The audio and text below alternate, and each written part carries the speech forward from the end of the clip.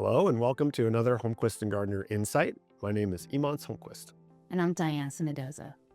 Before we begin today, this video is for informational purposes only and should not be construed as actual legal advice. If you need an attorney, you can hire one at Holmquist and Gardner or another firm. Diane, today we're talking about estate planning. What does that actually mean? Well, that's a good question. And that's probably the most common ones we get. At its core, estate planning is about how your assets and your personal affairs are managed at the time of your death and during incapacity. That includes things like who will receive your assets, who will manage your finances, who will make medical decisions for you, and who will take care of your minor children when you can no longer do so. Wow, that sounds a lot more like more than just a will. Exactly. A lot of people tend to think that estate planning is just a will, but it actually includes tools like a trust, power of attorney, healthcare directive, and a disposition of remains. So really, it's about creating a complete plan, both for your lifetime and after you pass away. Okay, and why is that something that people should prioritize? Well, one of the biggest reasons is control.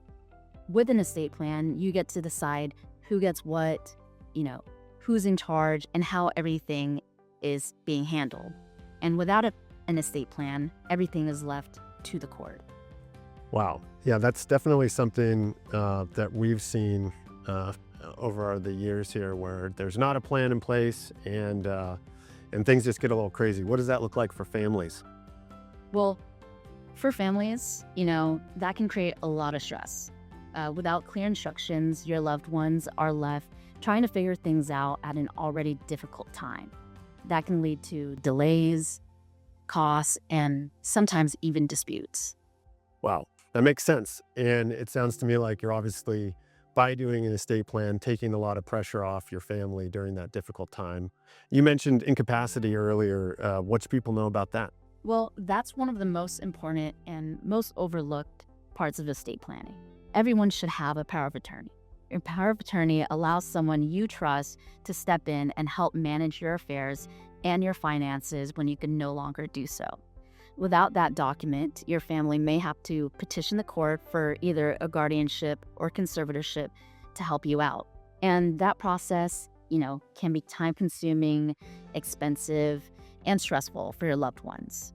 And one thing that surprises people is this: your spouse does not automatically have authority to act on your behalf. Even if you're married, your spouse cannot automatically access accounts if they're not joint owners or signers in, or make financial decisions for you without the proper legal authorization. So, having a proper power of attorney in place is a much more effective and more simpler way to make sure someone can step in if needed. And so this authorization issue, does that apply to LLCs or other entities that might be owned by the family? That's exactly right. So what happens if someone doesn't have a plan at all? Well, in that case, the state essentially creates one for you. The court may decide on who inherits what, who's in charge, and how everything is handled. And those decisions may not reflect what you wanted. So it's clear if you have a holding company or LLC or ongoing business, you need an estate plan. But who else really needs estate planning?